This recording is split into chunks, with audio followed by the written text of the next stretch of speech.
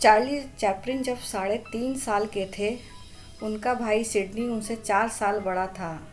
Charlie Chaplin की माँ theatre कलाकार थीं। दोनों भाइयों को प्यार से लिटाकर थिएटर चली जाती थीं। एक नौकरानी उन्होंने रखी हुई थी जो उनके बच्चों की देखभाल किया करती थी। रोज़ रात को थिएटर से लौटकर उनकी माँ दोनों भाइयों के लिए खाने के लिए अच्छी चीज़ें मेज़ पर ढक कर रख देती थीं। सुबह दोनों उठकर वो खा लेते थे और बिना शोर मचाए माँ को देर तक सोने देते थे। उनकी माँ को कई बार मजबूरी में भी काम पर जाना पड़ता था। सर्दी जुकाम के चलते गला खराब होने पर भी उन्हें गाना गाना पड़ता था।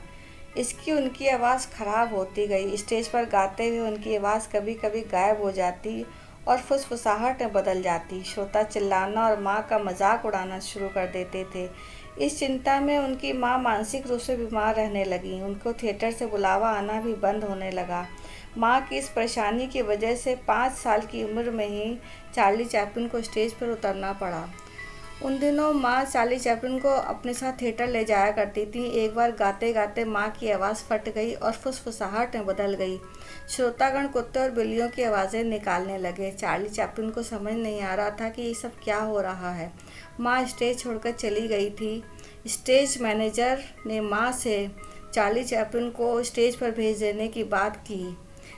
चार्ली चैपलिन को उन्होंने स्टेज पर अभिनय करते देखा था। स्टेज मैनेजर चार्ली चैपलिन को स्टेज पर ले आए। चार्ली चैपलिन गाना गाने लगे। गाने के बीच में ही सिक्कों की बरसात होने लगी। चार्ली चैपलिन चूँकि बचपना था तो वो सिक्कों को बटोरना ज़्यादा ज़रूरी समझा। उन्होंने दर्शकों से कह दिया कि पहले मैं सिक्का बटोरूंगा, फिर मैं गाना गाऊंगा। इस बात पर दर्शक बहुत हंसने लगे। स्टेज मैनेजर ने एक रुमाल लेकर चार्ली चैपलिन के सिक्के बटोरने में मदद की। चार्ली चैपलिन को लगा कि वो सिक्के कहीं स्टेज मैनेजर अपने साथ न रख ले।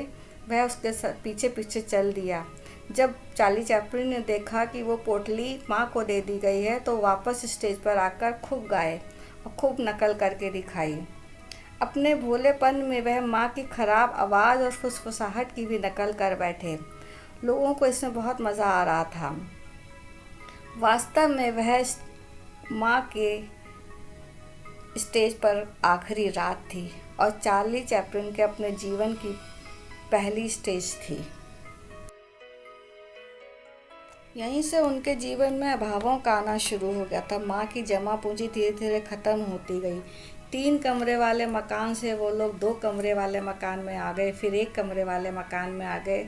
घर का सामान भी धीरे धीरे बिकता गया। माँ को स्टेज के अलावा कुछ नहीं आता था, लेकिन उन्होंने फिर सिलाई का काम शुरू कर दिया। इससे कुछ पैसे हाथ में आने लगे। घर का सामान तो बिक ही रहा था, पर माँ थिएटर की पोशाकों वाली पेटी संभाले हुई थी। उनको लगता था कि शायद कभी आवाज़ उनकी वापस आ जाए और थिएटर में काम मिलना शुरू हो जाए। चार्ली चैपलिन को माँ फिर से स्टेज पर जाने को कहता। माँ मुस्कुराती और कहती, वहाँ का जीवन नकली है, यह झूठा है। इनके पास सर्दियों में पहनने के लिए कपड़े भी नहीं थे। माँ ने अपनी पुरानी रेशमी जैकेट को काट कर बड़े भाई सिडनी के लिए कोट सिल दिया। सिडनी वह कोट देखकर रो पड़ा। माँ के समझाने बुझाने पर वह कोट पहनकर जब स्कूल गया तो लड़के उसे चिढ़ाने लगे।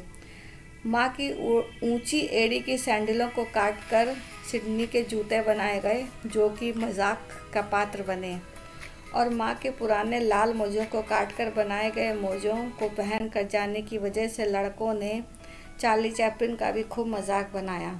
इतनी तकलीफ़ों को सहते सहते माँ को आधा सीसी का दर्द भी शुरू हो गया। उन्होंने सिलाई का काम भी छोड़ दिया। अब वे लोग दूसरों की मदद के सहारे जी रहे थे। अब वे लोग फिर से गरीबी की ओर बढ़ गए। कोई उपाय नहीं था। माँ को कोई काम नहीं मिल रहा था। स्वास्थ्य ठीक नहीं चल रहा था। इसलिए उन लोगों ने तय किया कि तीनों लोग यतीम खाने में ही भर्ती हो जाएंगे। मगर यतीम खाने में भी कम कठिनाइयाँ नहीं थीं। उनको वहाँ से भी निकलना पड़ा। बड़े भाई सिडनी को जहाज़ पे नौकरी मिल गई। माँ फिर से कपड़े सिलने लगी। चार्ली चैपलिन फूल बेचते, कभी कागज़ के खिलौने बेचते, किसी तरह से गुजारा हो रहा था। एक दिन बताया किसी ने कि माँ पागल हो गई है। माँ को पागल खाने में भर्ती कराना पड़ा।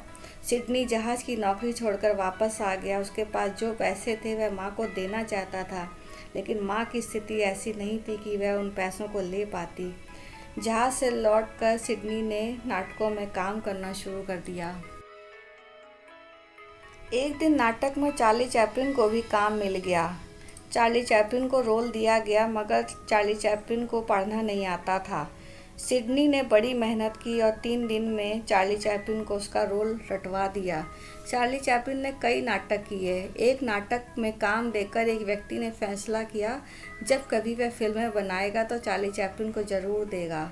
बहुत दिनों बाद ही सही एक दिन आया, मैक्स सिनेट नाम के उस व्यक्ति ने चार्ली चैपलिन को अपनी की स्टोन कॉमेडी कंपनी में नौकरी दी। फिल्मों का यह काम चार्ली चैपलिन के पिछले कामों से बिल्कुल अलग था। एक बार शूटिंग करते वक्त डायरेक्टर ने कहा कि कुछ मज़ा नहीं आ रहा है, तुम कोई कॉमिक मेकअप करके आ जाओ। चार्ली चैपलिन ड्रेसिंग रूम में गए, इधर उधर देखा, पास ही एक ढीली ढाली पतलून थी। उन्होंने उसे पहन लिया, उस पर एक ख़राब सा बेल्ट बांध लिया, ढूंढ ढाड़ कर एक चुस्त कोट पहन लिया, अपने पैरों में बहुत बड़े बड़े जूते पहन लिए, छोटी सी टोपी सिर पर डाल ली, बूढ़ा दिखने के ख्याल से टूथब्रश जैसी मूछें लगा लीं, एक पतली सी छड़ी को उठा लिया। आईने में देखने पर चार्ली चैपलिन खुद को पहचान नहीं पा रहे थे।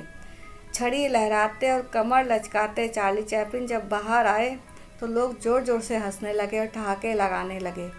लोगों की हंसी की आवाज़ सुनकर जब डायरेक्टर ने चार्ली चैपलिन की ओर देखा तो वह खुद भी अपना पेट पकड़कर हंसने लगा। हंसते हंसते उसे खांसी होने लगी और अपने इसी रूप के साथ चार्ली चैपलिन हमेशा बने रहे और कामयाब होते रहे।